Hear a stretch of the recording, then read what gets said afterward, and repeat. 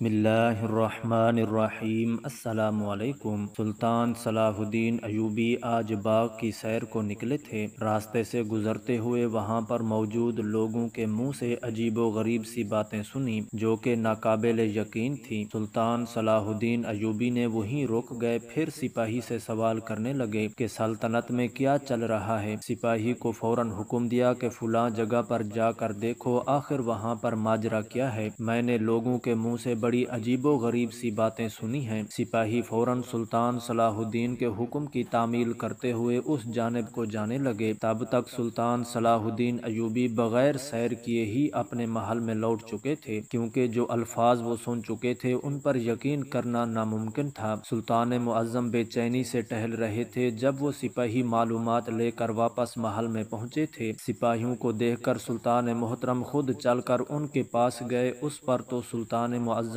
کے وجود میں کپ کپی سی آئی تھی جب سلطان نے سنا کہ ایک لڑکی کا جنازہ 5 دن سے بیچ چوراہے پر پڑا ہے، مگر کوئی جنازہ پڑھانے والا موجود نہیں ہے۔ ایک پل میں سلطان صلاح الدین ایوبی کے چہرے پر زردی آئی، کچھ پل اضطراب میں رہے، پھر اگلے ہی پل حواس پر قابو پا کر سلطان صلاح الدین کہنے لگے کہ کون ہے وہ بدبخت جس نے جنازہ پڑھانے سے انکار کیا ہے، اور اس کی کیا وجہ ہے؟ سپاہیوں نے جو وجہ بتائی وہ بھی کوئی عام وجہ نہ تھی۔ سپاہی بتانے لگے کہ سلطان معظم اس لڑکی کی زنا کرتے ہوئے موت واقع ہو گئی ہے، اس لیے اس کی میت کئی روز سے یوں ہی پڑی ہے۔ جو بھی لوگ وہاں سے گزرتے ہیں اسے لان تان کرتے ہیں، لیکن کوئی بھی اسے دفنانے کے لیے یا جنازہ پڑھانے کے لیے تیار نہیں ہے۔ کہا جا رہا ہے کہ اس لڑکی کی میت جب تک بالکل ختم نہیں ہو جاتی تب تک یہ یوں ہی پڑی رہے گی۔ سلطان صلاح الدین نے جب یہ سنا تو سکتے میں پڑ چکے تھے، کہنے لگے اس لڑکی کی میت فی الفور میرے محل میں لائی جائے۔ سبھی سپاہی سلطان کے اس حکم پر بھاگ کر محل سے نکلے تھے۔ جب وہاں پر پہنچے تو وہاں کھڑے لڑکے ابھی بھی وہاں موجود مردہ لاش کو ملامت کر رہے تھے۔ سپاہیوں نے جو باعزت طریقے سے اس لڑکی کی میت اٹھانا چاہی تو آس پاس کے لوگ اپنی دکانیں چھوڑ کر باہر آنے لگے اور کہنے لگے ہم تمہیں اس بے حیا لڑکی کی میت کو اٹھانے نہیں دیں گے۔ مگر جب سپاہیوں نے سلطان صلاح الدین ایوبی کا حکم نامہ سنایا تو مجبوراً دور ہٹ گئے۔ سپاہی جیسے ہی اس لڑکی کی میت اٹھا کر محل لے جانے لگے تو آس پاس موجود رعایا بھی اسی سمت چل کر آنے لگی۔ دیکھتے ہی دیکھتے وہاں ایک مجمع سا لگ چکا تھا۔ کچھ سمجھ نہیں آتی تھی کہ اتنی تعداد میں لوگ جا کہاں رہے ہیں۔ سلطان محل کی چھت سے یہ منظر دیکھ رہے تھے جب کئی لوگ دربار میں داخل ہوئے۔ سلطان معظم کو دیکھ کر تعظیم سے سر جھکا لیا، جبکہ سلطان صلاح الدین ایوبی کی نظریں تو اس لڑکی پر مرکوز تھیں جو سامنے مردہ حالت میں موجود تھی۔ سلطان صلاح الدین ایوبی اس میت کے قریب جانے لگے تو فوراً ایک آدمی آگے بڑھ کر کہنے لگا سلطان معظم گستاخی معاف، مگر مزید قریب مت آئیں، یہ لڑکی زناکاری کرتے ہوئے مر چکی ہے، خدا نے اسے عبرت کا نشان بنا ڈالا ہے، آپ اپنا وجود اس میت کے قریب لے جا کر آلودہ مت کریں۔ سلطان معظم نے ایک قہر آلود نظر اس پر ڈالی اور آگے بڑھ کر لڑکی کے منہ سے چادر اٹھائی، کچھ دیر تک اس کو باغور دیکھتے رہے اور پھر فرمایا کہ اس کی نماز جنازہ شاہی جنازہ گاہ میں ادا کی جائے گی۔ سبھی لوگ جو اس کے جنازے میں شریک ہونا چاہتے ہیں وہ حاکم مقرر یعنی میرے ساتھ وہاں پڑھ سکتے ہیں، کیونکہ یہ جنازہ میں خود پڑھوں گا۔ دربار میں تو سناٹا چھا چکا تھا، گویا وہاں کوئی موجود ہی نہ ہو۔ آخر سلطان اس قدر گنہگار لڑکی کی نماز جنازہ کیوں پڑھانا چاہتے تھے؟ تاریخ کے اوراق میں یہ الفاظ ملتے ہیں کہ آج سے پہلے شاہی جنازہ گاہ میں صرف بادشاہوں اور ان سے منسلک رشتہ داروں کے ہی جنازے وہاں سے اٹھائے جاتے تھے۔ ہر ایک کے دل میں کئی سوالات تھے کہ کہیں سلطان معظم کا اس لڑکی کے ساتھ کوئی تعلق تو نہیں؟ بھلا ایک سلطان زناکاری کرنے والی کا نماز جنازہ کیوں پڑھائے گا؟ نہ چاہتے ہوئے بھی سینکڑوں لوگ وہاں جنازے میں شریک ہوئے تھے۔ جب سلطان اس کو دفنانے کے لیے اپنے سپاہیوں کو حکم دیا تو وہاں کھڑے لوگ سلطان سے خاصے برہم دکھائی دیتے تھے۔ سلطان صلاح الدین نے ان سبھی کو دیکھا اور بولے تم سبھی جانتے ہو میں نے اس کا جنازہ کیوں پڑھایا؟ لوگ ایک دوسرے کا چہرہ دیکھ رہے تھے، پھر بولے سلطان معظم کیا یہ آپ کی کچھ لگتی تھی؟ سلطان صلاح الدین ایوبی کافی رنجیدہ دکھائی دے رہے تھے، پھر کہنے لگے کہ میں تم لوگوں کو ضرور بتاؤں گا، لیکن اس سے پہلے مجھے بتایا جائے کہ آخر یہ لڑکی گھر میں اکیلی رہتی تھی یا پھر اس کے گھر میں اور کوئی بھی موجود تھا؟ جس آدمی کے ساتھ یہ زناکاری کر رہی تھی होगी वो आदमी कहाँ है। दरबार में खामोशी छा चुकी थी, हर कोई एक दूसरे का चेहरा देख रहा था। तभी जो हकीकत सामने आई वो हैरान कौन थी। एक आदमी आगे बढ़कर कहने लगा, सुल्तान मुअज्जम, मैं जब इस मजमा तक पहुंचा तो हर कोई यही सदाएं बुलंद कर रहा था कि मारो मारो, इस औरत को मारो, ये बदकारी कर रही थी, ये बदकार है, उसने गुनाह किया है। मैंने देखा तो मैं भी गुस्से में आकर उसको पत्थर मारने लगा। जैसे ही पत्थर का नाम आया तो सुल्तान ने गुस्से से वहां खड़े लोगों को देखा था। कहने लगे कि ये औरत अगर जिना करते हुए मर चुकी थी तो फिर इस पर पत्थर क्यों बरसाए जा रहे थे। वो आदमी जो कि मुसाफिर लगता था और यहाँ से गुजर कर अपना सफर तय कर रहा था, कहने लगा, इस मजमा में एक आदमी खड़ा था जो इन सब में मुझे बुजुर्ग लगता था। उसने इन सब को ये तरगीब दी थी कि वो इस बदकार को पत्थर मारे, और ये सब लोग उसे पत्थर मार मार कर लहूलुहान कर चुके थे, यहाँ तक कि वो लड़की सिसकते हुए मर गई। सुल्तान सलाहुद्दीन अयूबी की तो हैरत का कोई ठिकाना नहीं रहा था। कहने लगे कि फौरन उस औरत के खानदान वालों को यहाँ पर इकट्ठा किया जाए। कुछ ही देर बाद वहाँ पर उसके खानदान वाले वहाँ पर आ चुके थे। खानदान क्या था, सिर्फ एक बूढ़ी माँ थी जो कि नबीना थी। लाठी टेकते हुए वहाँ तक पहुँची। सिपाही उसे थाम कर यहाँ तक लाए थे। उसे तो शायद ये भी नहीं पता था कि उसकी बेटी मर चुकी है, और सुल्तान सलाहुद्दीन उसका जनाजा भी पढ़ा चुके थे। कहने लगी कि मेरी बेटी कहाँ है। सुल्तान मुअज्जम, मेरी बेटी कई रोज से लापता है, जिससे भी अपनी बेटी के बारे में पूछती हूँ वो मुझ गरीब को धुतकार देता है, मुझे धक्के देकर गिरा देता है। न जाने इन लोगों ने मेरी बेटी के साथ क्या किया है। सुल्तान सलाहुद्दीन अयूबी, मुझे इंसाफ दिलाइए, कहाँ है मेरी बेटी। एक माँ के आंसू देखकर सुल्तान भी मुस्तरब दिखाई देने लगे थे। फिर आगे बढ़े और उस बूढ़ी अम्मा का हाथ थाम कर कहने लगे कि अम्मा जी, आपकी बेटी इस जहान फानी से कूच कर चुकी है। इतना सुनना था कि वो बूढ़ी माँ दिल पर हाथ रख कर गिर चुकी थी। चीख चीख कर रोने लगी कि किसने मेरी जवां जहां बेटी को मार दिया। अरे कौन जालिम था, मेरी बेटी को तो कोई ऐसी बीमारी भी नहीं थी, कहाँ चली गई वो मुझे छोड़कर। वो औरत रो रही थी, जबकि सुल्तान सलाहुद्दीन अयूबी ने उसे दिलासा दिया और फिर उससे सवाल करने लगे कि क्या तुम्हारी बेटी किरदार की खोखली थी। इस बात पर वो औरत एकदम से परेशान दिखाई देने लगी। फौरन अपनी नबीना आंखों से आंसू पूंछने लगी और कहने लगी कि नहीं, मुझे अपनी बेटी के किरदार पर पूरा यकीन है, वो कभी भी बेहियाई का काम कर ही नहीं सकती। सुल्तान मुअज्जम ने गहरी सांस खारिज की और कहने लगे कि ये तो तुम कहती हो अम्मा, लेकिन लोगों का कहना है कि तुम्हारी बेटी जिनाकारी करते हुए मर गई है। ये बात तो उस बूढ़ी औरत के दिल पर ऐसी असर अंदाज हुई कि वो चीख कर वहीं पर बेहोश हो गई। वहाँ पर तबीब को बुलाया गया, लेकिन तबीब ने ये तस्दीक कर दी कि ये बूढ़ी अम्मा वफात पा चुकी है। दो दो जनाजे दरबार के बाहर पड़े थे। हर कोई सुल्तान सलाहुद्दीन अयूबी की तरफ देख रहा था कि आखिर ये सब कुछ क्या हो रहा है। पहले एक लड़की जिनाकारी की वजह से मारी जा चुकी है और अब सुल्तान सलाहुद्दीन जो सबूत इकट्ठा करने लगे थे, तो बजाय सबूत मिलने के उस औरत की माँ भी वफात पा चुकी थी। तभी सुल्तान सलाहुद्दीन के दाएं जानिब खड़ा वजीर आगे बढ़ा और कहने लगा, सुल्तान मुअज्जम, मुझे तो लगता है कि ये माँ बेटियां दोनों ही किरदार की अच्छी नहीं थी। अब जब आपके दरबार तक पहुंची है तो डर कर ये बूढ़ी भी वफात पा चुकी है। सुल्तान मुअज्जम ने उस वजीर की बात पर सोचो विचार किया था, लेकिन अगले ही लम्हे बैठा हुआ मुशीर कहने लगा कि मुझे नहीं लगता कि ऐसा कुछ होगा। इस औरत के चेहरे पर इस्तिराब साफ वाज़ेह है। बेहतर फैसला क्या है ये तो सुल्तान ही जानते हैं। सुल्तान सलाहुद्दीन अयूबी इस मामले पर फैसला नहीं कर पा रहे थे। उस औरत के साथ जो कुछ हुआ था वो सुल्तान जानते थे, लेकिन जब तक उसकी तस्दीक ना कर लेते वो कोई भी फैसला सुनाने वाले नहीं थे। फौरन ये हुक्म दिया गया कि जिस आदमी के साथ ये लड़की जिना कर रही थी उसे ढूंढ कर लाया जाए, उसे भी बराबर सजा मिलेगी। अगर सचमुच जिना करते हुए इसकी मौत वाक़ई हुई है तो अल्लाह ताला ने सिर्फ इसको ही क्यों मौत के घाट उतारा है, वो मर्द क्यों नहीं मरा जो इस गुनाह में बराबर का शरीक था। सिपाही उस इलाके में जंगल की आग की तरह फैल चुके थे। उस आदमी को ढूंढा जा रहा था जिसने ये गुनाह किया था। वहाँ पर मौजूद कई लोग जो इस लड़की को बदकार कहकर मार रहे थे। इनमें से एक आदमी आगे बढ़ा और कहने लगा, सुल्तान मुअज्जम, हम में से तो किसी ने भी इसके साथ मर्द को देखा ही नहीं था। सुल्तान ने एक एक से पूछ गुछ की थी, बाकायदा उस चौराहे पर जाकर भी लोगों से खुद सवाल किया था। इस मर्तबा उन्होंने कोई भेष नहीं बदला था, बल्कि खुद वहाँ पर गए थे। इस मैयत को सर्द खाने में रख दिया गया था। जो बात वहाँ पर एक दुकानदार ने बताई, उस औरत का मुअम्मा हल होने की बजाय مزید ہی الجھ چکا تھا۔ وہاں پر کھڑا دکاندار جو سب باتوں سے بے نیاز تھا اور شدید غصے میں لگ رہا تھا۔ سلطان معظم، کون کہتا ہے کہ وہ عورت زنا کرتے ہوئے ماری گئی تھی؟ ایسا ہرگز نہیں ہے۔ جب میں نے یہاں پر مجمع لگا دیکھا تھا تو میں بھی مجمع کو چیر کر آگے بڑھا تھا، دیکھا تو وہ ابھی تک زندہ تھی اور سانس لے رہی تھی اور درد سے کراہ رہی تھی۔ وہاں پاس ہی ایک آدمی کھڑا تھا جو اسے لان تان کر رہا تھا، اسے گالم گلوچ کر رہا تھا اور لوگوں کو بھی اسے مارنے کے لیے اکسا رہا تھا۔ وہ کہنے لگا کہ استغفر اللہ، ایسی بے حیا بدکار لڑکی کے جنازے میں شریک ہو کر میں اپنا وجود میلا کرنے والا نہیں۔ ایسی لڑکی کو تو گدھے پر باندھ کر بھرے بازار کا چکر لگوانا چاہیے اور یہیں پر رکنا نہیں چاہیے، بلکہ اس کی لاش بھی چوراہے پر لٹکا کر تب تک رکھی جانی چاہیے جب تک اس کا ڈھانچہ ثابت نہیں بچ جاتا۔ وہاں موجود لوگ مزید مشتعل ہو چکے تھے، یہی نعرے بلند کرنے لگے کہ مارو مارو، اس لڑکی کو مارو، اسے عبرت کا نشان بنا دو۔ یہ ہر ایک اس لڑکی کے لیے عبرت کا نشان بن جانی چاہیے جس نے آج تک گناہ کیے ہیں، اسے صحیح سلامت چھوڑنا ہی نہیں ہے، ورنہ ہمارے گھر کی بیٹیاں بہنیں بھی اس کو دیکھ کر اپنی حدود پھلانگنے لگیں گی۔ مجمع میں لوگ کھڑے یہی نعرے لگا رہے تھے اور ان کے آگے موجود آدمی تو کچھ زیادہ ہی غصے میں دکھائی دینے لگا تھا، چیخ چیخ کر سامنے پڑی عورت کے خلاف نعرے لگ رہے تھے جس میں سانسوں کی رمق ابھی بھی باقی تھی۔ آس پاس کئی پتھر پڑے تھے، کئی پتھروں پر تو خون لگا ہوا تھا۔ وہ لڑکی ایک بڑی سی چادر میں اپنا وجود چھپا رہی تھی، صاف ظاہر تھا کہ وہ بے حجاب ہے، صرف وہ سبز رنگ کی چادر ہی ہے جس نے اس کا وجود ڈھک رکھا ہے۔ اس کی سانسوں کی ڈور چلی جا رہی تھی، وہ کراہتے ہوئے اپنے ہاتھ لوگوں کی جانب بلند کر کے کراہتے ہوئے ہلکی آواز میں کہہ رہی تھی کہ پانی دے دو، مجھے پیاس لگی ہے، میرا حلق خشک ہے۔ لیکن کوئی بھی آگے نہیں بڑھا تھا، ہر کوئی بس پتھر اٹھا اٹھا کر اسے مار رہا تھا۔ میں کس کس کو روکتا؟ جب میں نے پانی کا گلاس اس عورت کو دینا چاہا تو وہاں کھڑا شخص گلاس دور پھینک چکا تھا کہ اس کے ساتھ کوئی بھی ہمدردی نہ جیتا، یہاں تک کہ ایک پتھر جا کر اس کے سر پر لگا اور وہ وہیں پر مر چکی تھی اور ناک سے خون بہہ رہا تھا۔ وہ لڑکی بالکل لہولہان تھی اور شاید اب وہ وفات پا چکی تھی۔ وہاں پر کئی غیرت مند مردوں کا مجمع لگا تھا جن کے نزدیک یہ لڑکی انتہائی بری اور غلط کردار کی معلوم ہوتی تھی۔ جیسے ہی یہ لگا کہ وہ ذرا بھی حرکت نہیں کر رہی تو اس آدمی جس کی عمر 60 سے 70 سال کے درمیان تھی اپنے ہاتھ میں لاٹھی لیے آگے بڑھا، اس عورت کے سر پر وہ لاٹھی مارنے لگا، پھر اس کے نازک اعضاء پر وہ لاٹھی مار کر دیکھنے لگا کہ وہ سچ مچ مر چکی ہے یا پھر ابھی بھی اس میں جان باقی ہے۔ وہاں پر کھڑے لوگ تجسس سے اس بزرگ کو دیکھ رہے تھے کہ آخر یہ کیا کہتا ہے، ابھی بھی اس حسین دوشیزہ میں جان باقی ہے یا پھر سچ مچ مر چکی ہے۔ اس بزرگ آدمی نے وہاں پر کھڑے لوگوں کو کڑی نظروں سے دیکھا اور اگلے ہی پل پوری قوت سے وہ لاٹھی اس لڑکی کے چہرے پر مار دی کہ شاید اگر وہ بے ہوش بھی ہوئی ہے تو درد محسوس کر کے اٹھ جائے، لیکن جب اس میں بھی ذرا بھی جان کی رمق دکھائی نہ دی تو کہنے لگے کہ یہ عورت ایسا فطور تھی کہ اگر اس کی ہوا ہمارے گھر کی عورتوں کو لگتی تو شاید وہ بھی باغی ہو جاتی۔ سب سے آگے کھڑا آدمی جو نعرے بلند کر رہا تھا کہنے لگا کہ میں تو ایسی لڑکی کا جنازہ ہرگز نہیں پڑھاؤں گا، یہ تو انتہائی بد کردار ہے، میری تو توبہ، میرے تو اعمال نامے سیاہ ہو جائیں گے اگر میں اس کے جنازے میں شریک بھی ہوں گا۔ اتنا کہنے کے بعد وہ بزرگ آدمی لاٹھی ٹک ٹکاتے ہوئے وہاں سے جانے لگے تھے۔ اس کی دیکھا دیکھی وہاں پر کھڑے لوگ جتنے بھی موجود تھے ان لوگوں نے بھی وہاں جانا شروع کر دیا، یہاں تک کہ ایک وقت وہ بھی آیا جب بھی چوراہے میں وہ میت تنہا مری ہوئی رہ گئی، صرف آس پاس پڑے پتھر تھے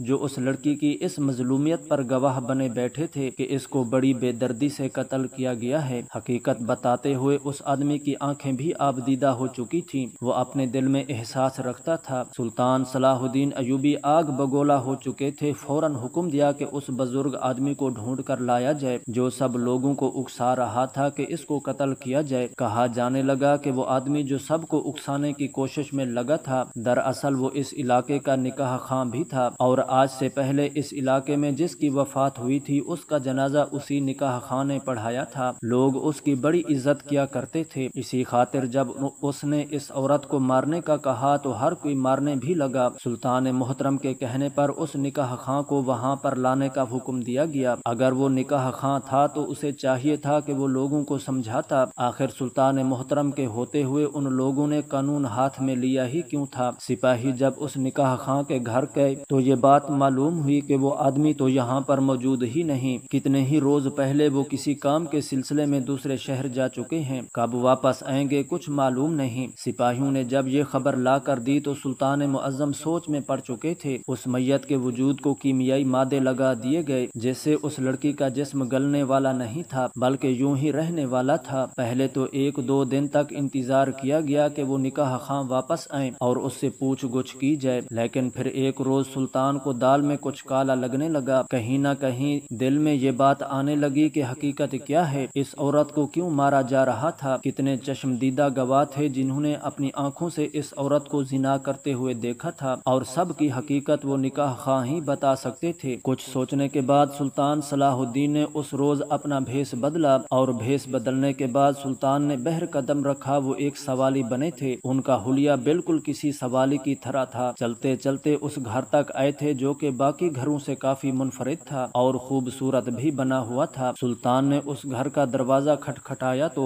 اندر سے خاتون کی آواز آئی۔ سلطان صلاح الدین ایوبی سوالی بنے، کہنے لگے کہ میں بہت دور سے آیا ہوں، بھوکھا ہوں، ابھی تو غشی کے دورے پڑنے لگے ہیں، اگر آپ کے گھر میں کچھ کھانے کو موجود ہے تو مجھ غریب کو کچھ کھانے کے لیے دے دیجیے۔ اس عورت نے پہلے تو ایک نظر سلطان کو دیکھنے کے بعد دروازہ بند کرنا چاہا، کہنے لگی کہ آرے معاف کرو، ابھی تک گھر میں کچھ بھی نہیں بنا، لیکن اگلے ہی لمحے سلطان صلاح الدین نے دروازے پر ہاتھ رکھ دیا، پھر انتہائی دکھ بھرے لہجے میں کہنے لگے کہ اس پورے بازار میں صرف آپ کا ہی گھر اس قابل لگا کہ میں آپ سے سوال کر سکوں، میں تو سوالی ہوں، آپ کو دعائیں دے جاؤں گا، کیا پتہ میری کون سی دعا آپ کو لگ جائے۔ اس عورت نے جب بار بار سلطان معظم کو ایسا کہہ کے سنا تو سلطان کو گھر کے اندر لے آئی، ایک جانب بچھی ہوئی قالین پر سلطان کو بٹھایا اور کھانا دے دیا۔ تبھی جو کچھ سلطان نے دیکھا حیران رہ چکے تھے۔ وہاں پر نکاح خواں سامنے کمرے میں موجود تھے جس کے بارے میں یہ کہا جا رہا تھا کہ وہ تو اس شہر میں موجود ہی نہیں ہے۔ جیسے ہی سلطان صلاح الدین ایوبی کی اس پر نظر پڑی تو فوراً دسترخوان سے اٹھ کھڑے ہوئے، اس آدمی کے پاس جا کر اسے گردن سے دبوچا تھا۔ وہ تو پہلے بھڑبڑایا تھا، بڑے ہی انا اور مغرور انداز میں کہنے لگا کہ تو ہوتا کون ہے مجھے گردن سے پکڑنے والا، لیکن جب سلطان صلاح الدین ایوبی کو اپنے قریب کھڑے دیکھا تو جیسے اس کی ساری ہوا نکل چکی تھی۔ سلطان اسے دربار تک لے کر آئے تھے، وہ بہت گھبرا رہا تھا، کہنے لگا سلطان معظم مجھ سے کون سی غلطی ہو گئی ہے، میں تو بڑا ہی نیک آدمی ہوں، میں نے کون سا گناہ کر دیا ہے۔ سلطان صلاح الدین نے اسے دیکھا اور پھر کہنے لگے کہ تم خود کو ایک اچھا انسان کہتے ہو، لیکن جو جاہلانہ عمل تم نے کیا ہے کیا تم جانتے بھی ہو، اگر ایک عورت زنا کرتے ہوئے پکڑی بھی گئی ہے تو لوگوں کو اسے پتھر مارنے کا کیوں کہا؟ میرے ہر سوال کا جواب خدا کو حاضر و ناظر جان کر دو، اگر ذرا بھی جھوٹ کی آمیزش مجھے محسوس ہوئی تو میں تمہیں یہیں پر پھانسی پر لٹکا دوں گا۔ پہلے تو وہ نکاح خواں تھوڑا ہڑبڑایا، پھر کہنے لگا کہ میں نے کچھ نہیں کیا، وہ عورت گنہگار تھی، مجھ سے برداشت نہیں ہوا، میں تو باقی بہن بیٹیوں کی عبرت کے لیے ایسا کر چکا تھا، میری اس سے کوئی ذاتی دشمنی نہیں تھی۔ سلطان صلاح الدین ایوبی نے جو بات اسے کہی سن کر وہ قدموں میں گر چکا تھا۔ سلطان کہنے لگے کہ اگر تم نے عورت کو زنا کرتے دیکھا تھا تو وہ آدمی کون ہے جس کے ساتھ وہ زنا کر رہی تھی؟ یہ سن کر اس کے چہرے کی رنگت بالکل بدل چکی تھی، اس کی ہر بڑاہٹ سلطان سے چھپی نہ رہ سکی۔ سلطان کہنے لگے کہ کہیں اس عورت کے زنا کرنے والے تم ہی تو نہیں؟ اتنا سننا تھا کہ وہ نکاح خواں تڑپ اٹھا، اگلے ہی پل اس نے سر پر ہاتھ رکھ کر کہنے لگا قسم کھا کر کہتا ہوں کہ آج تک کبھی حرام کاری کی طرف نہیں گیا۔ سلطان نے تو یہ جان ہی لیا تھا کہ یہ کچھ جانتا ہے لیکن بتانے سے انکاری ہے۔ اس نکاح خواں کے کتنے ہی چیلے کھڑے ہو چکے تھے، باقاعدہ احتجاج کرنے لگے تھے کہ سلطان آپ ایک زانی عورت کے پیچھے ہمارے بزرگ صاحب پر شک کر رہے ہیں، ان کی کردار کشی کر رہے ہیں، وہ زنا کرنے والی تھی، ہم نے اسے عبرت کا نشان بنایا ہے۔ سلطان محترم کہنے لگے کہ کبھی بھی جلد بازی میں فیصلہ مت کرو، بعض دفعہ نکلنے والے نتیجے ہماری سوچ سے بالکل برعکس ہوتے ہیں۔ اتنا کہنے کے بعد انہوں نے کہا اس نکاح خواں کو قید خانے میں بند کر دیا جائے، تب تک کھانا نہ دیا جائے جب تک یہ راز نہ اگل دے۔ وہ نکاح خواں روتا چلاتا رہا لیکن اسے قید خانے میں ڈال دیا گیا تھا، ابھی ایک دن بھی پورا نہ ہوا تھا کہ وہ ہلکان ہوا، سلطان محترم کی خدمت میں حاضر ہوا تھا، پھر جو سچائی اس نے بتائی تھی سلطان کے چہرے پر عیاں غصہ دیکھنے لائق تھا۔ سپاہیوں سے کہا کہ کنیزوں کو بلوا کر وہ میت یہاں پر رکھی جائے جو کہ اس عورت کی تھی۔ سپاہی دربار میں اس آدمی کو پکڑ کر لا رہے تھے،